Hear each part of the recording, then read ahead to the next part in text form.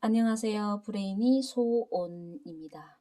내 맘대로 책 읽기 100일 프로젝트 79일 차입니다. 진리는 오직 느낄 뿐이다. 내 몸이 최고의 악기. 나에게는 여러 가지 악기가 있다. 그 중에 빈 상자처럼 생긴 악기가 있는데 이름은 타포이다. 벌레 먹은 통나무에서 나는 소리에 반한 인디언들이 신성한 의식이 있을 때 먼 거리의 의사소통 수단으로 쓰던 악기라 한다. 두드리면 깊고 울림이 큰 소리가 난다. 또 대나무를 쪼개어 만든 베트남 악기도 있다. 이름은 당트렁인데 소리가 맑고 청아하다. 북, 징, 괭가리, 인디언 피리와 하프. 내가 연주하고 있는 이 악기들의 연주법을 나는 한 번도 배운 적이 없다. 어떤 악기는 이름도 알지 못한다. 어느 날 나는 이 악기들이 내 몸과 전혀 다르지 않다는 생각을 하게 되었다. 나는 평소에 내 몸을 악기라 생각하며 노래 부르고 두드리곤 했는데 그런 생각으로는 악기들을 연주하니 아름다운 음악이 되었다. 나는 이 악기들을 배워본 적이 없기 때문에 내 연주법이 맞는지 틀리는지조차 모른다. 그러나 신경 쓰지 않는다. 마음 가는 대로 손을 놀려 두드릴 뿐이다. 내가 신경 쓰지 않으니 듣는 이들도 그저 즐거운 마음으로 듣는다. 우리 안에는 무한한 창조력과 생명력이 약동하고 있다. 나는 그것을 악기에 옮길 뿐이다. 따로 배울 필요가 없는 것이다. 이것이 꽃이다. 언어를 넘어선 세계에 있는 어떤 것을 언어로 표현하는 일은 참으로 난감하다. 더구나 우리가 사용하는 대부분의 언어는 사회의 고정관념에 물들어 오염될 대로 오염된 낡고 둔한 도구이다. 말이나 글로 남은 진리에는 생명이 없다. 인간의 힘으로는 작은 꽃 한 송이, 흔한 돌멩이 하나도 만들어낼 수 없다. 진리 역시 마찬가지이다. 참다운 진리는 만들 수도 없고 가르칠 수도 없다. 진리는 언어로서 전달될 수 있는 것이 아니기 때문이다. 참다운 진리는 오로지 느낄 수 있는 것이다. 이것이 꽃이다 하고 보여줄 수 있을 뿐이다. 단지 존재할 뿐이다. 그 이상은 결코 배울 수도 가르칠 수도 없다. 그냥 거기. 율려야말로 언어를 넘어선 세계에 있다. 그러므로 내가 율려를 말로 설명하라는 것은 숨은 어떻게 쉬는가, 물은 어떻게 마시는가, 타포는 어떻게 두드리는가와 같은 질문에 대답하라는 것과 같다. 나는 그냥 숨을 쉬고 그냥 물을 마시고 그냥 타포를 두드린다. 여기에 어떤 방법이 있을 수 있겠는가?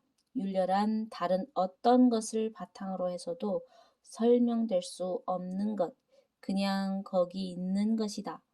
그렇기 때문에 많은 부분을 비유나 은유에 의존해 설명할 수밖에 없다. 바다. 바다란 무엇인가? 바다를 한마디로 정리하기는 어렵다. 바다를 다른 존재들로부터 떼어내 독립적인 그 무엇으로 설명하기는 더더욱 어렵다. 푸른 물이 넘실대는 것이 바다인가? 바닷속을 헤엄치는 물고기, 길게 우러대는 바닷새, 거칠게 달려드는 파도, 수평선에 번지는 황금빛 노을, 낚싯대를 들이운 작은 고깃배, 이 모든 것들이 바다의 한 부분을 이루고 있다.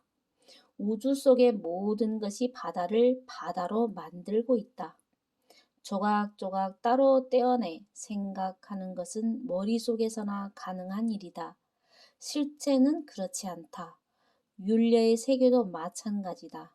우리가 이미 율려의 한 부분이므로 우리와 독립적으로 존재하는 율려를 상상한다는 것은 불가능하다.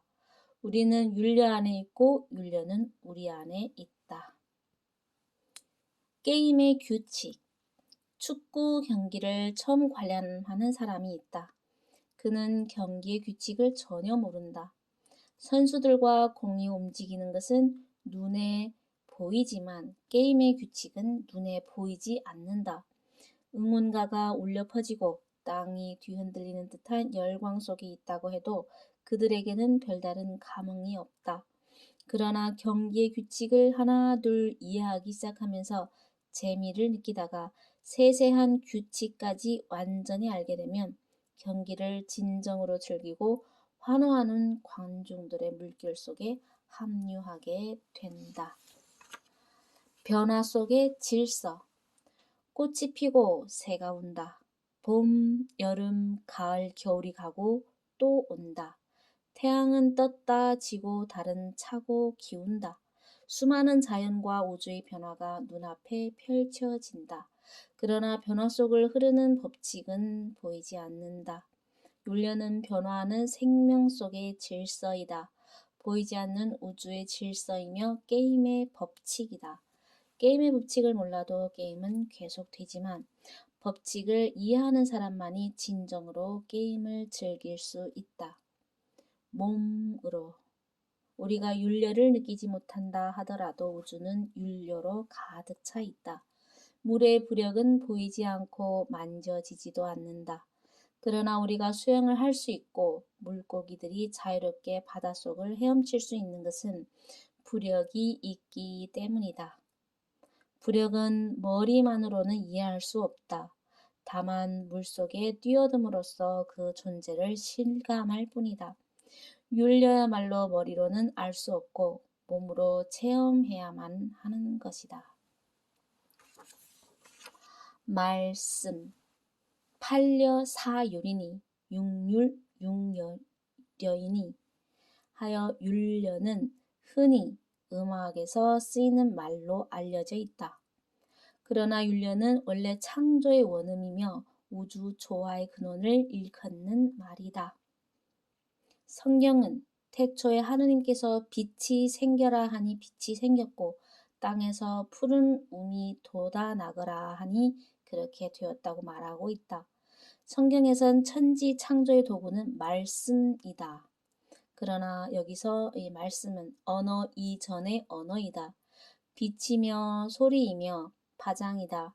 빅뱅의 메아리이며 창조주의 첫 날숨의 흔적이고 대통일장의 근거이다. 또한 우주의 법칙이며 창조이자 조화이고 리듬이자 밸런스이다. 그러나 이 모두를 다 합친다 해도 율려를 제대로 표현했다고 할 수 없다. 율려는 지금도 모든 생명체 속에 생명의 실체로서 박동하고 있다. 율려는 인간의 심장을 뛰게 하고 지구를 돌게 하고 태양을 빛나게 하며 꽃이 피어나게 하고 새가 울게 하는 동일한 에너지이다. 우주에 존재하는 모든 만물은 우주의 법칙인 율려를 따라 생명력을 마음껏 발산하고 있다.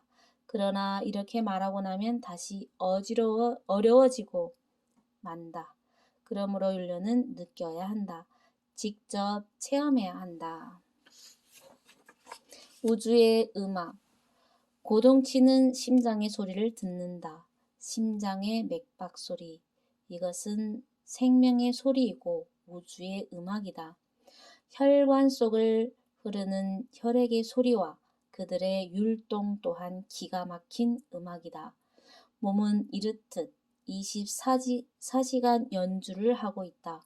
우리 몸 안에 있는 율려의 세계는 지극히 신비롭고 장엄하며 웅장하다. 물소리, 바람소리, 새소리, 나무의 흔들림, 별들의 반짝임은 율려를 연주하는 자연의 장엄한 오케스트라이다. 우주는 우리에게 율려 안에서 어우러져 살 수 있는 축복을 안겨주었다. 이화 세계. 율려는 생명 현상이다. 우리는 살아가는 내내 율려 안에 있다. 우리는 윤례를 통해 이 세상에 태어났고 윤례를 통해 이 세상을 떠나간다.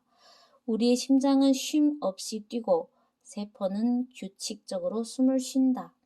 생명이 윤례의 바탕 위에서 놀고 있는 것이다. 윤례를 극대화하는 것이 춤과 노래이다. 윤례라는 생명의 법칙을 노래하면 음악이 되고 사상으로 표현하면 철학이 되며 아름다운 말로 읊으면 시가 되고 예술이 된다. 윤례가 살아있는 세계, 살아 생동하는 윤례를 느끼는 세계가 바로 이화세계이다. 껍데기. 그동안 우리는 배워온 지식들, 종교, 음악, 무용, 미술은 도리어 윤례의 세계를 가로막았다. 음악이 살아있는 윤례를 빼앗아갔으며 종교가 영원한 생명을 만나는 길을 가로막았다. 우리의 춤과 노래에는 윤례가 빠져있다.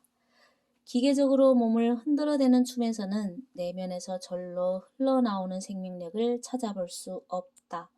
목청 높여 부르는 노래에는 혼이 없다. 껍데기 지식과 껍데기 예술, 껍데기 놀이 때문에 우리는 세계를 조각조각 나누어 보게 되었다. 큰 것을 보지 못하고 작은 것들에만 눈을 고정시킴으로써 우주 만물의 큰 질서인 윤례를 잃어버렸다. 그러나 윤례는 사라진 것이 아니다. 태초부터 지금까지 그리고 앞으로도 영원히 우주의 리듬으로서 존재할 것이다.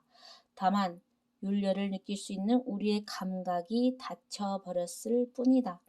윤례를 느낄 수 있는 감각을 잃어버림으로써 우리는 우주와 연결된 탯줄을 스스로 끊어버렸다.